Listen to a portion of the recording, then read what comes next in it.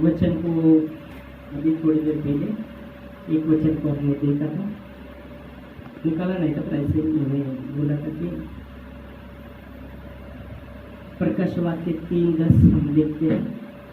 तूने मेरे धीरज के वचन, हम पढ़ सकते हैं वचन, प्रकाश वाक्य 3 अध्याय और 10 वचन पढ़ सकते हैं। हिंदी मराठी। तूने मेरे धीरज के वचन को थामा है, हाँ, इसलिए मैं भी तुझे परीक्षा के उस समय बचा रखूंगा जो पृथ्वी पर रहने वालों के परखने के लिए संसार पर आने वाला है। तो यह वचन परमेश्वर का कहता है कि तूने मेरे धीरज के वचन को थाम लिया है, आमीन।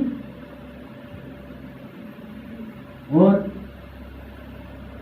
थाम लिया, इसलिए मैं भी तुझे परीक्षा के उस घड़ी के समय बचा कर रखूंगा जो पृथ्वी पर रहने वाले के ऊपर परखने के द्वारा सारे संसार पर आने वाली है, तो मैं बचा कर तुझे रखूंगा, आमीन, हालेलुया।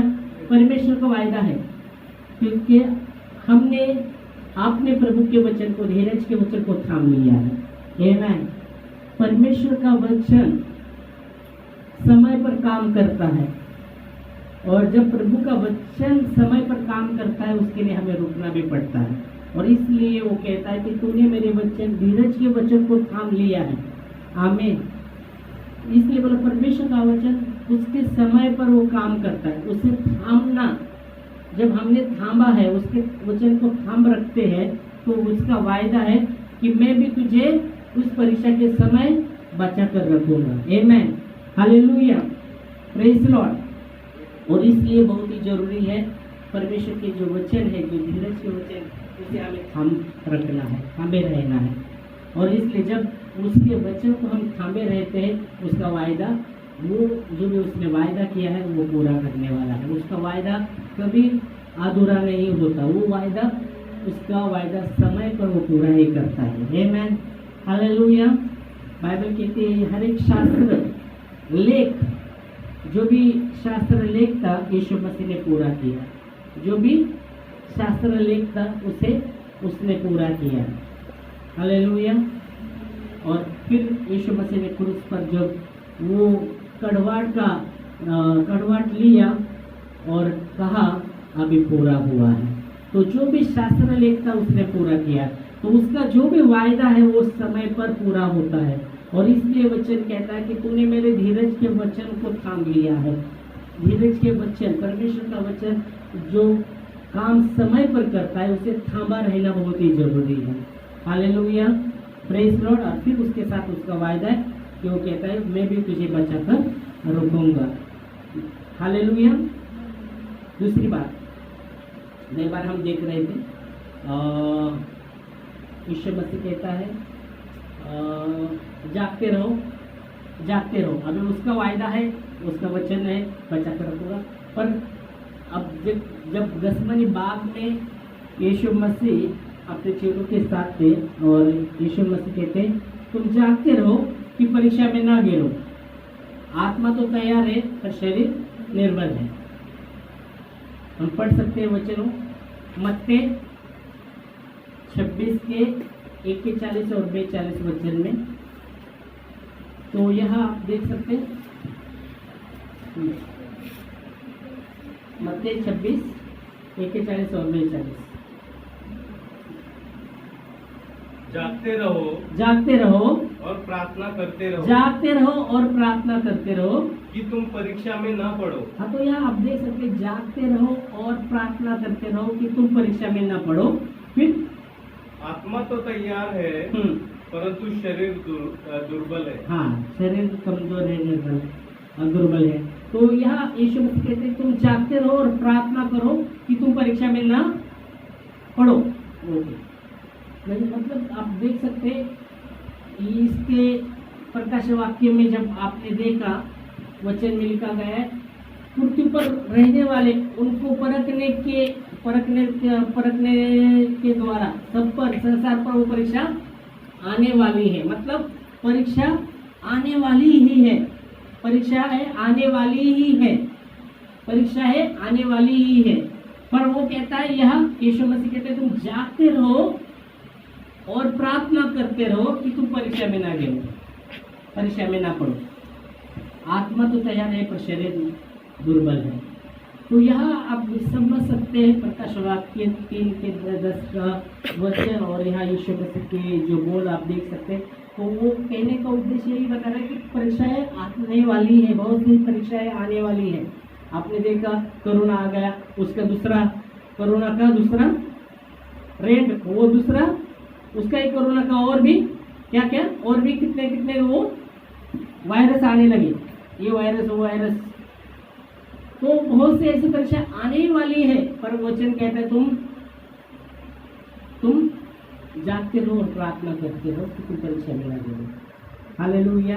आत्मा तैयार है पर शरीर निर्भर है। Praise Lord. और वचन उस प्रकाश वाक्य में लिखा गया, तूने मेरे धीरज के वचन को थाम लिया है, इस कारण मैं भी तुझे बचा के रखूंगा। हालेलुया। Praise Lord. धीरज के वचन को थाम लिया। दूसरी बात, परमेश्वर के धीरज के वचन को हमने थाम लिया है। दूसरी बात है, हमने जागते रहना है और प्रार्थना में लगे रहना, प्रार्थना करते रहना है, प्रार्थना करते रहना है। हालेलुया। प्रार्थना में रहना है। तीसरी बात, याकूब 1:12, धन्य है वो पुरुष जो परीक्षा के समय स्थिर रहता है, वो खरा निकलकर जीवन का मुकुट पाता है। धन्य है वो पुरुष जो परीक्षा के समय स्थिर रहता है, वो खरा निकलकर जीवन का मुकुट पाता है। तो आप देख सकते हैं, कभी कभी आप पढ़ सकते हैं वचन याकूब 1:12। धन्य है वह मनुष्य जो परीक्षा में स्थिर रहता है, क्योंकि वह खरा निकलकर जीवन का मुकुट पाएगा। वो खरा निकलकर जीवन का मुकुट। धन्य है वो पुरुष जो मनुष्य जो परीक्षा के समय स्थिर खड़ा रहता है, वो खरा निकलकर जीवन का मुकुट वो पाएगा। बहुत बार वचन के द्वारा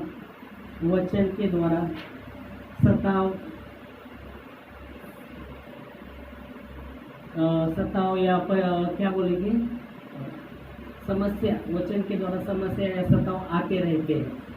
वचन के द्वारा भी आप देखते हैं वचन आशीष लेके आता है। हम जानते हैं परमेश्वर का वचन आशीष लेके आता है। जिनको प्राप्त नहीं, जिनको समझता नहीं तो वो दुष्ट भी आता है, वचन कहता है, वो चुरा कर लेके जाता है। वचन के द्वारा आशीष आता है, पर जिनको वचन नहीं समझता तो वो दुष्ट आकर उनके जो भी मन में बुराई रहता है वो चुरा कर लेके जाता है। तो बहुत बार आप देखते हैं परमेश्वर के वचन के द्वारा आशीष आता है, पर बहुत बार आप देखते हैं वचन के द्वारा, परमेश्वर के वचन के द्वारा सताव या बहुत से ऐसे प्रॉब्लम भी हो सकते हैं, सताव या समस्या आते रहती है। हम देखेंगे वचन। और बहुत बार लोग उस समय क्या होते हैं, तुरंत क्या होते हैं, वचन को थामे नहीं रहते या डगमगाने लगते। हम देखते हैं वचन के द्वारा समस्या या सताव होता है क्या नहीं होता है। हम तो आशीष आता है, तो सवाल होता है, सताव आता है क्या? वचन के द्वारा सताव आता रहेगा क्या?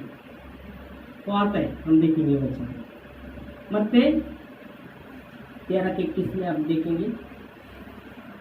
गई बार हम देख रहे थे वो, ये पहला वचन पढ़ेंगे फिर हम देखते हैं। मत्ती 13:21।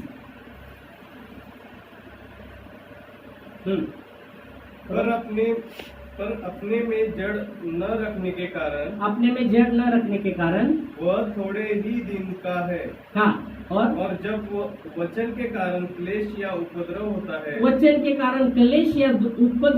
है तो तुरंत ठोकर खाता है।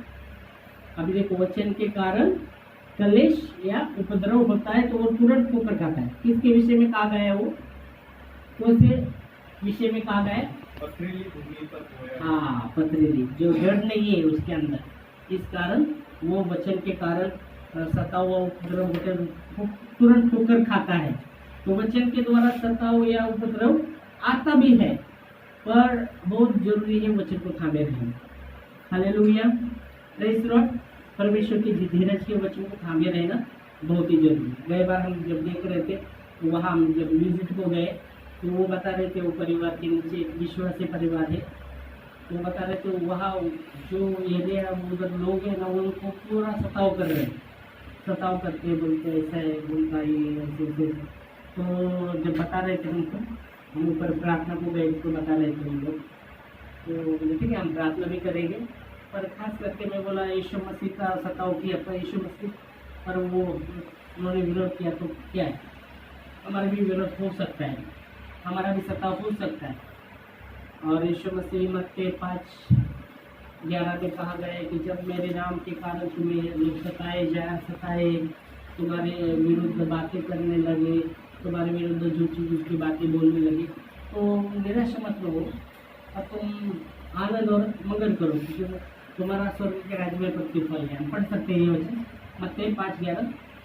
तो वचन के द्वारा सताव या उपद्रव होता है। तो यहाँ यीशु मसीह भी आप देखेंगे तो यीशु मसीह बोलने का उद्देश्य वही यही मत्ती 5:11 में माझ्यामुळे जेव्हा लोक तुमची निंदा व छळ करतील, मेरे कारण यीशु कहते हैं मेरे कारण, मतलब उस यीशु मसीह के कारण, यीशु मसीह के वचन के कारण जब लोग तुम्हारी निंदा और छळ करते हैं, हाँ आणि तुमच्या विरुद्ध सर्व प्रकारचे वाईट लबाडतील, हाँ लबाड़ा बोलतील, हाँ बोलतील, तेव्हा तुम्ही धन्य, ओ प्रेज़ लॉर्ड, तुम्ही धन्य, तब तुम धन्य हो।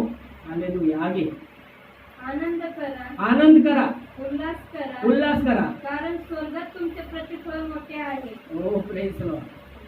आनंद करा, उल्लास करा, केव्हा, कब करने का आनंद उल्लास, जब लोग सताओ, तुम्हारा सताव होगा मेरे कारण, मेरे वचन के कारण जब लोग तुम्हारा सताव करेंगे, तुम्हारे विरुद्ध में बातें करेंगे, तो तुम क्या करो, आनंद करा, उल्लास करा, आनंद उल्लास करा। कारण तुमच्या पूर्वी हाँ जी, जे संदेष्ट होऊन गेले त्यांनी तसाच छळ केला। तो यहाँ यीशु मसीह कहते हैं धन्य हो तुम जब मनुष्य मेरे कारण तुम्हारी निंदा की जाएगी, तुम्हारे विरुद्ध में बहुत सी बातें करेंगे, तो तुम आनंद करो, उल्लास करो, क्योंकि तुम्हारा स्वर्ग के राज्य में प्रतिफल है।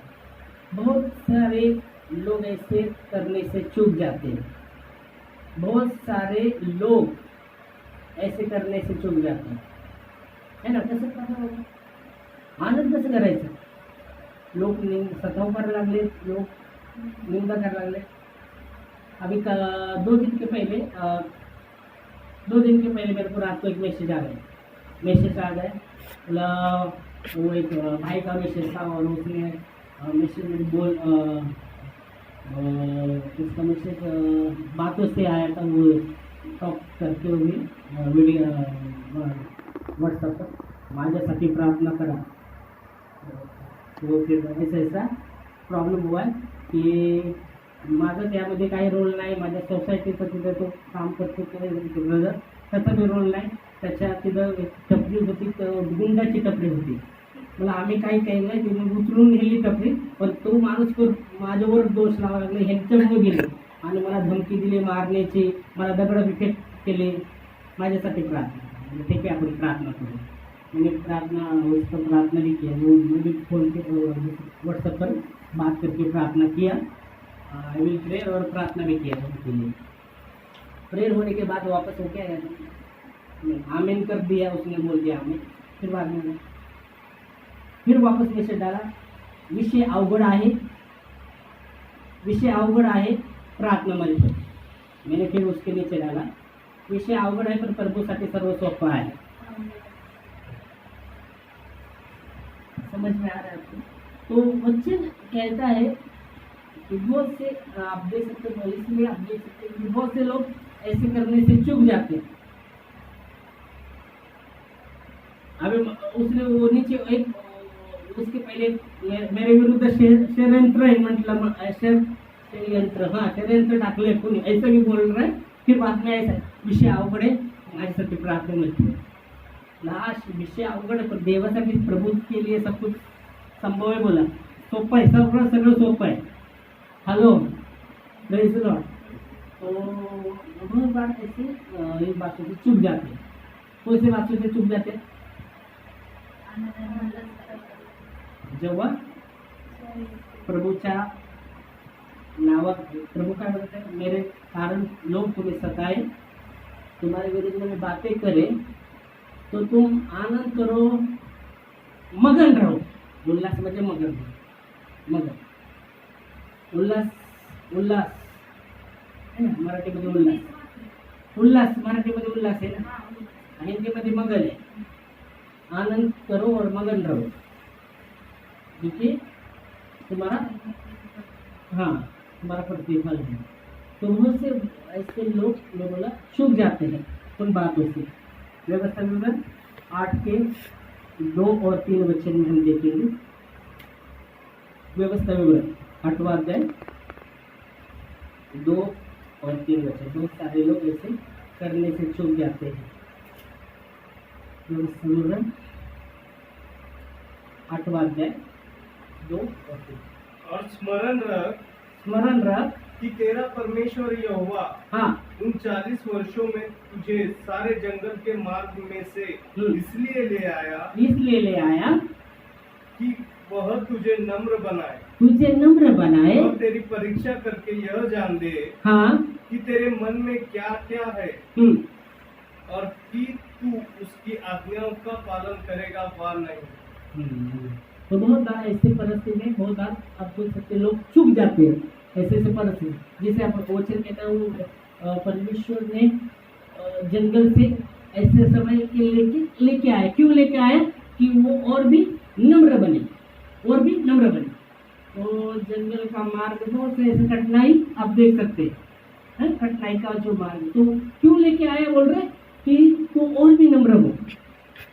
बहुत बार सखा हो गया ये होते तो हमें नम्र बनना है प्रभु की और परमेश्वर के वचन को थामे ही रहना है. तो मैं वो हम देख सकते बहुत बार ऐसा सताओ या ये आते तो बहुत बार चूक जाते लोग. बहुत बार आप देख सकते वचन को थामे नहीं रहे या बहुत बार उन बातों में ही हो जाते हो जाते तो थामे रहना. क्योंकि हमने देखा था ये वचन में लिखा है क्यों लेके आए कि और भी तू नम्र बने. व्यवस्था विवरण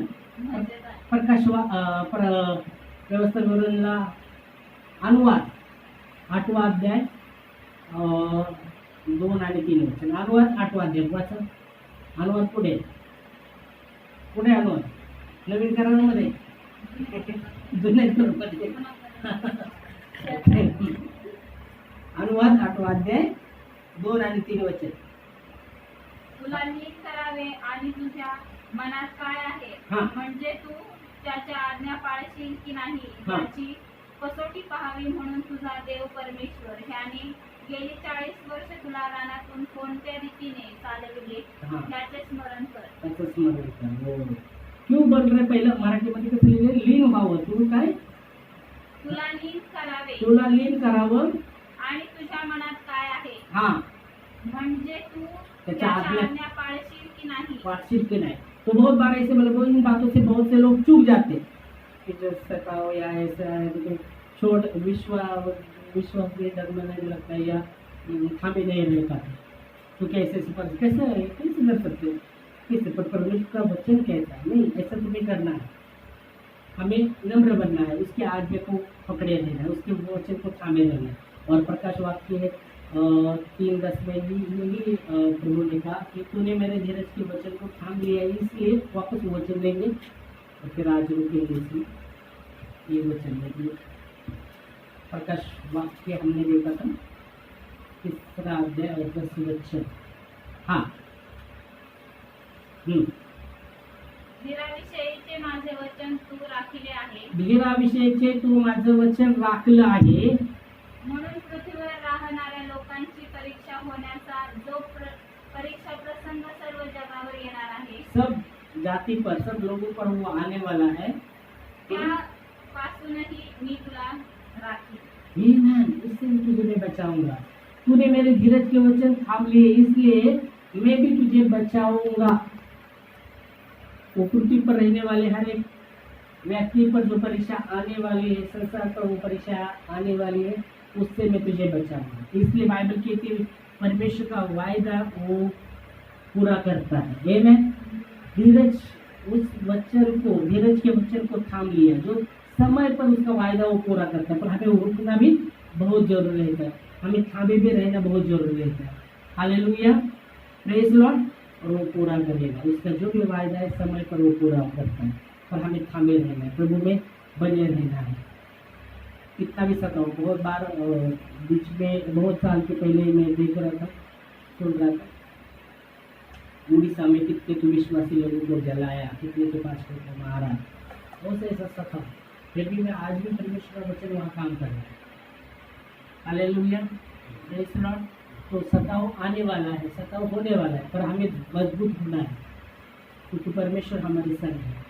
और उसने कहा संसार के अंत तक मैं तुम्हारे संग रहूंगा, पर हमें उसके वचन को थामे रहना है। आमीन। और इसलिए वचन वो कहता है मैं भी तुझे बचाऊंगा। आप देखेंगे तो नीति वचन 18:10 में कहता है कि यहोवा का नाम दूरगढ़ है और धर्मी उसमें भाग कर सब दुर्घटना से बचे रहेंगे। नीति वचन एक वचन पढ़ सकते हैं, और उसका वायदा है वो बचाएगा।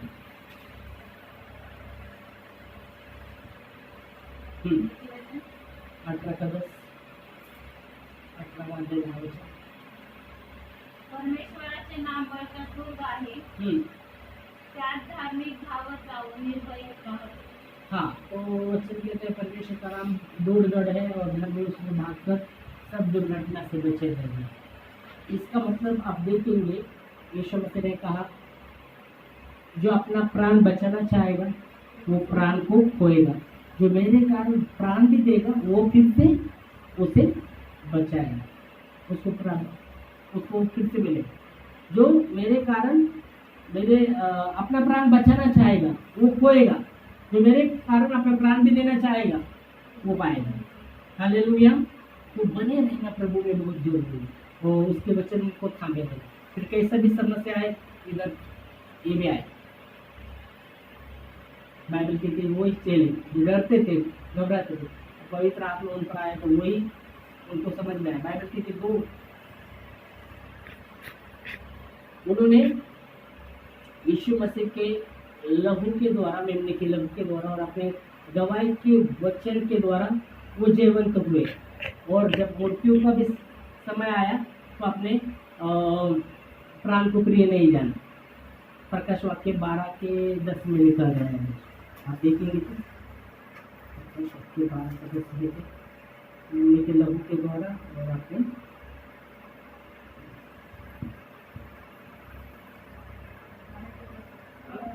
प्रकाश वाक्य 12:10 तेव्हा आम्ही स्वर्गात मोठी वाणी ऐकली। 11 मध्ये बरोबर 11 पढ़ो 11 12 ते 11। त्याला त्यांनी पोकऱ्याच्या रक्तामुळे व आपल्या साक्षीच्या वचनांमुळे जिंकले आणि त्यांच्यावर मरावयाची पाळी आली तरी त्यांनी आपल्या जीवावर प्रीती केली नाही। तो यहाँ यीशु मसीह का जब शब्द आप देखेंगे, जो अपना प्राण मेरे लिए खोएगा उसको पाएगा, और जो वो प्राण को बचाना चाहेगा वो प्राण को खोएगा। तो यह वचन कहता है वे मेमने के लहू के कारण और अपने गवाही के वचन के कारण उस पर जीवंत हुए। उन्होंने अपने प्राणों को प्रिय न जाना, यहाँ तक की मृत्यु भी सह ली। Hallelujah, praise Lord. वैसे हमें मजबूत बने रहना प्रभु के वचन के लिए। Hallelujah, praise Lord. तो धन्यवाद है इस वचन के लिए। और प्रभु का वचन कहता है कि उसका नाम जोड़गढ़ है और घर में उसमें भाकर दुर्घटना से सब दुर्घटना से बच्चे गिर रहे हैं। आमेन, हालेलुया। तो हम धन्यवाद